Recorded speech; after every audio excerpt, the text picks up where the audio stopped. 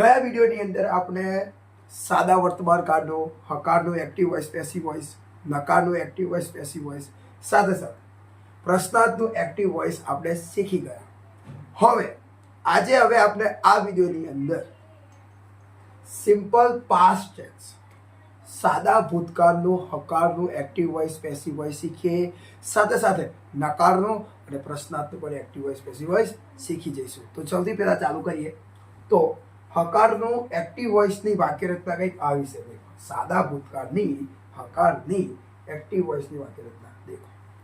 સૌથી પહેલા આવે કર્તા વત્તા ક્રિયાપદ ભૂતકાળનો V2 વત્તા કર્મ મૂકવાનું વત્તા અન્ય સર્વ ક્રિયાપદનું ભૂતકાળનું તમારે મૂકવું પડે। દેખો, જાઉં છું એટલે ગો આવે, પણ ગયો હતો તો વેન્ટ આવે, ખરીદું છું તો બાય આવે, પણ ખરીદ્યું હતું તો બોટ આવે। એ રીતે આપું છું તો ગીવ આવે, આપ્યું હતું તો ગેવ આવે। તો એ તમારે V2 લખવાનું છે, ઠીક છે। અને એની પેસિવની વાક્ય રચના શું? કર્મ વત્તા વજ વ, જેને બોલતા નથી આવડતું એ લોકો જોઈ લેજો। આને વજ કહેવાય અને આને વર કહેવાય। વજ અને વ, તમે આને વ પણ કહી શકો, ફક્ત વ, ઠીક છે। વજ અને વ, જેમ આગળ જે આપણે સાદો વર્તમાન કાળ હતો એમાં તમારે યાદ રાખવાનું કે વર્તમાન કાળના પેસિવમાં વર્તમાન કાળના ટુ બી ના રૂપ ઇઝ એમ આર નો યુઝ થયેલો, એક વચનમાં ઇઝ અને બહુવચનમાં આર। એમ અહીંયા ભૂતકાળ છે, ભૂતકાળમાં જે ઇઝ એમ આર હતા એ વજ આવી ગયા। દેખો, કર્મ વત્તા ઇઝ એમ આર હતા તો કર્મ પ્લસ વજ વ આવી ગયા। હવે નીચે તમે લખ્યું જ છે કે વજ એક વચનમાં વજ આવે અને બહુવચનમાં શું આવશે? વ આવશે। ટુ બી ફોર્મ છે, ભૂતકાળના ટુ બી ના ફોર્મ કોણ? તો વજ અને વ, ઠીક છે। ચલો હું તમને બનાવીને બતાવો। દેખો, મેં એક સેન્ટેન્સ લખ્યું છે, હું ક્રિકેટ રમતો હતો। આ એક્ટિવ છે, કેમ કે શરૂઆત કરતાથી થઈ છે। હવે આ એક્ટિવ વોઇસનું વાક્ય એક્ટિવ વોઇસની વાક્ય રચના પ્રમાણે બને। તો સૌથી પહેલા આવે કરતા, તો તમને ખબર જ છે ને, આમાં કરતા શું છે? આઈ, એટલે કે હું, એ શું આવશે? આઈ, ઠીક છે, આઈ। એના પછી ક્રિયાપદનું ભૂતકાળનું રૂપ આવે V2। તો અહીંયા ક્રિયાપદ છે રમવું, રમવા માટે શું આવે? પ્લે। જો તમને ક્રિયાપદ વિશે ભણવું હોય તો એક વિડીયો છે, એ વિડીયોની અંદર મેં તમને ક્રિયાપદના 5 પ્રકાર વિશે સમજાવ્યું છે કે V1 એટલે શું, V2 એટલે શું, V3, V4, V5 બધી જ માહિતી આપી છે। એ વિડીયો એક વખત જઈને જુઓ, તમને 100% આવડશે। તો અહીંયા રમવું, તો રમવા માટે પ્લે આવે, તો પ્લેનું V2 શું થાય? તો પ્લેનું V2 થઈ જાય પ્લેયર, તો આઈ પ્લેયર, ઠીક છે। દેખો, કર્તા તરીકે આવી ગયું આઈ અને V2 તરીકે આવી ગયું પ્લેયર। હવે શું આવે? કર્મ, તો એ કર્મ શું છે? ક્રિકેટ, તો લખો ક્રિકેટ,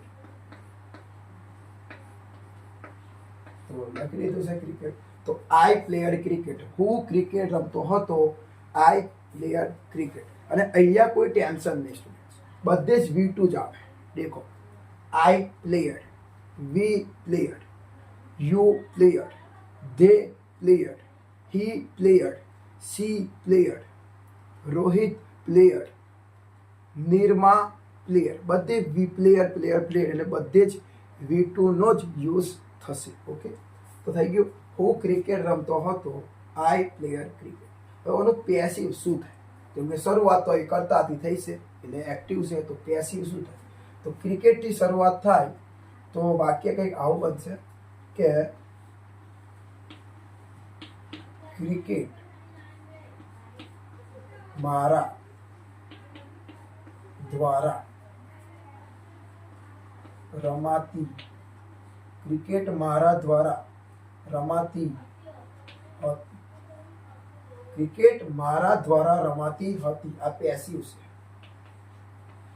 કેમ કે શરૂઆત ક્રિકેટથી થઈ। ઓકે, તો હવે એની વાક્ય રચના જુઓ। સૌથી પહેલા શું આવે? કર્મ, તો ક્રિકેટ એ કર્મ જ છે, આ રહે ઉપર કર્મ, તમે જોઈ શકો છો, આ ક્રિયાપદ છે અને ક્રિયાપદની પાછળ હોય તો કર્મ, તો કર્મ, તો સૌથી પહેલા આવે કર્મ, તો કર્મ શું છે? ક્રિકેટ, તો લખો ક્રિકેટ। ઓકે, ક્રિકેટ લખ્યું। ક્રિકેટ એક વચન છે એટલે વજ અને વમાંથી શું આવશે? વજ, ક્રિકેટ વજ। પછી V3 આવે, તો હવે પ્લેનું ભાવ V3 કરવું પડે, તો પ્લેનું V3 પ્લેયર થશે, એ જ થશે, પ્લે પ્લેયર અને પ્લેયર એટલે બોલ્યો એ જ થશે. પછી બાય, તો બાય. હવે કરતા, હવે તમને યાદ કરવાનું કે આઈ ને પાછળ લઈ જઈએ તો મી થાય, વી ને પાછળ લઈ જઈએ તો અસ થાય, યુ ને પાછળ લઈ જઈએ તો યુ થાય. એમ આઈ છે તો વી થઈ જશે. તો જુઓ કમ્પ્લીટ રીતે સમજી લેજો. હું ક્રિકેટ રમતો હતો, ભૂતકાળનું એક્ટિવ છે. ક્રિકેટ મારા દ્વારા રમાતી હતી, ભૂતકાળનું પેસિવ. ઇંગ્લિશમાં I player cricket, active. Cricket was player by me, passive. Okay, તો આ રીતે તમારી સામે વાક્ય તમે બનાવી શકો છો. આ એક્ટિવનું એક્ટિવ પ્રમાણે અને પેસિવનું પેસિવ પ્રમાણે બનાવવાનું. હવે આ બે વાક્યની આપણે પ્રેક્ટિસ કરીએ. ચલો જુઓ, આપણને એક્ટિવ આપેલું છે, તમને ખબર હશે આ પણ એક એક્ટિવ વોઇસ જ છે. કેમ એક્ટિવ? કે શરૂઆત કરતાથી રહેશે. દેખો અહીં જુઓ, કર્તા તરીકે આવ્યું વી, પછી V2 તરીકે વોચેડ અને કર્મ તરીકે આવી ગયું ટીવી. ઓકે, એ પ્રમાણે નીચે દેખો, કર્તા તરીકે આવી ગયું હી, V2 બોટ, પછી કર્મ તરીકે આવ્યું 2 એપલ્સ. ઓકે, તો ચલો હવે આપણે એનું પેસિવ કરીએ. ક્રિયાપદ હોય તો ક્રિયાપદ ન ખબર પડે તો ક્રિયાપદ ખબર પડી જાય તો બધું જ તમને આવડી જાય. ક્રિયાપદ વિશે ખબર હોવી જોઈએ. તો આમાં ક્રિયાપદ શું છે? વોચેડ. તો એની પાછળ શું છે? ટીવી. તો આ આપણું કર્મ. તો દેખો સૌથી પહેલા કર્મ એટલે ટીવી. Okay, TV. પછી એક વચન છે ને, ટીવી એક જ છે એટલે શું આવશે? વોચ આવશે. પછી V3, તો વોચનું V3 એ જ થાય. વોચ, વોચેડ, વોચેડ, તો એ જ થાય. પછી બાય, અને V ને પાછળ લાવો ને તો થઈ જશે અસ. તો ટીવી વોઝ વોચેડ બાય અસ. થઈ ગયું. હવે હવે આપણે આ વાક્ય કરીએ. હી બોટ 2 એપલ્સ. તેને 2 સફરજન ખરીદ્યા હતા. ક્રિયાપદ શું છે? બોટ. તો એની પાછળ શું છે? 2 એપલ્સ. તો આ તમારું કર્મ. તો સૌથી પહેલા આગળ લઈએ 2 એપલ્સ. હવે કર્મ તરીકે 2 એપલ્સ. હવે એ 2 એપલ છે, બહુવચન, તો વ આવશે આ વખત. પછી V3, તો બોટનો V3 એ જ થાય. Buy, bought and bought. Okay, તો ચલો બોટ જ.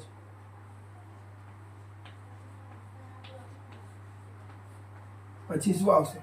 બાય. પછી કરતા, તો હી ને પાછળ લાવીએ તો તમને ખબર હશે શું થશે. તો જુઓ થઈ ગયું. We watched TV. TV was watched by us. He watched, ના, he bought 2 apples. 2 apples were bought by him.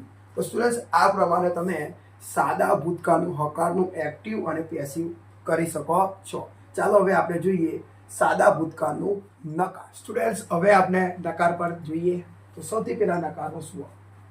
તો સૌથી પહેલા કરતા, હવે ડીડ આવે. સાદા ભૂતકાળના નકારમાં તમે જોયું તો 2 કાકા હતા, ડુ અને ડઝ. તો અહીંયા એની મામી ડીડ નો યુઝ થાય.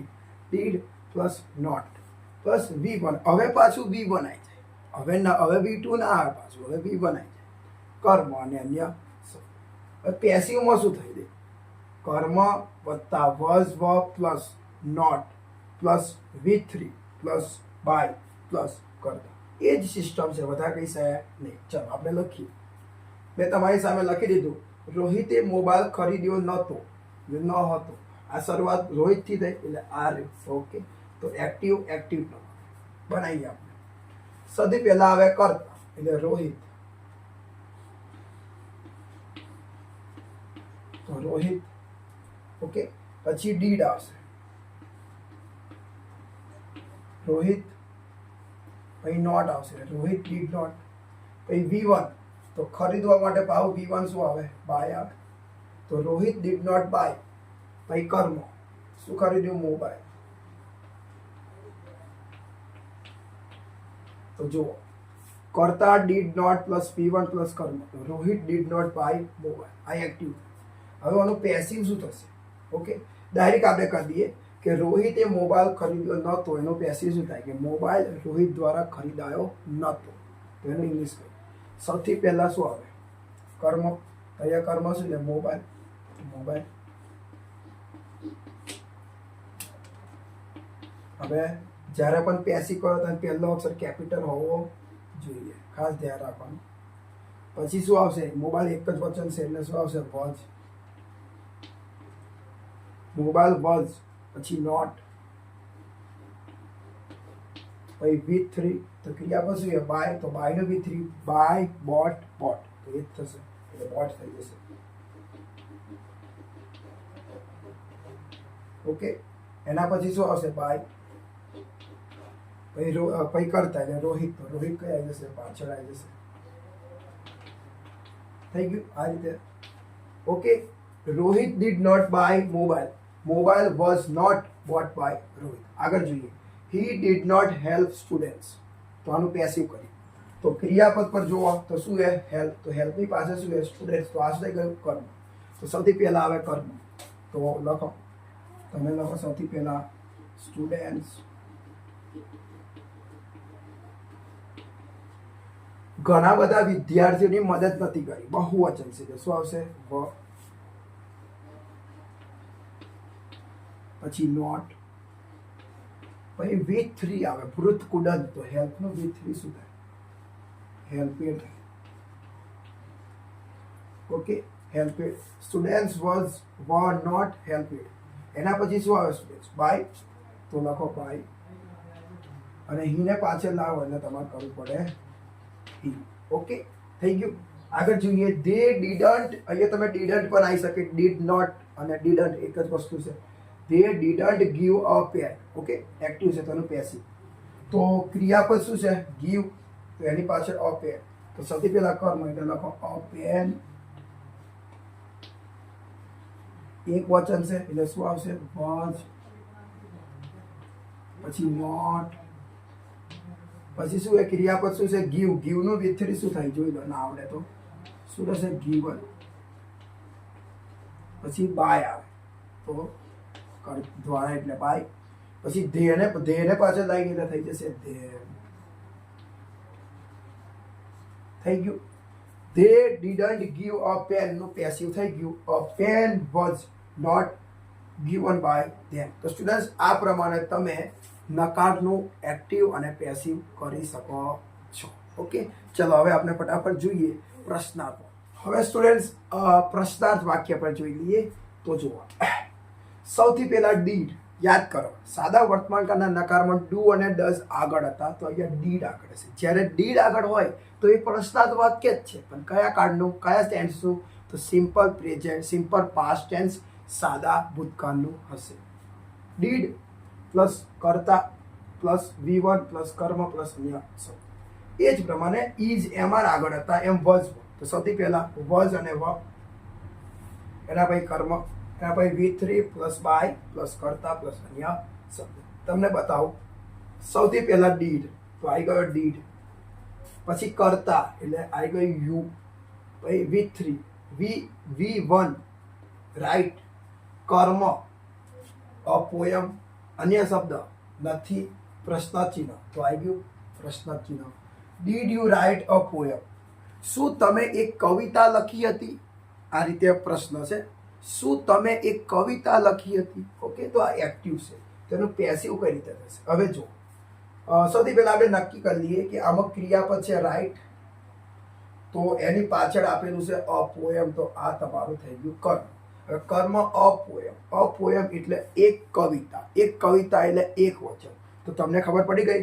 કર્મ તરીકે એક વચન છે એટલે શું આવશે? વોઝ. તો ચલો બનાવીએ. તો સૌથી પહેલા આવશે વોઝ. વોઝ કેમ આવ્યું ખબર પડી ને? કેમ કે કર્મ એક વચન છે. તો વોઝ અને વમાંથી વોઝ. પછી કર્મ એટલે અપોયમ એટલે લખો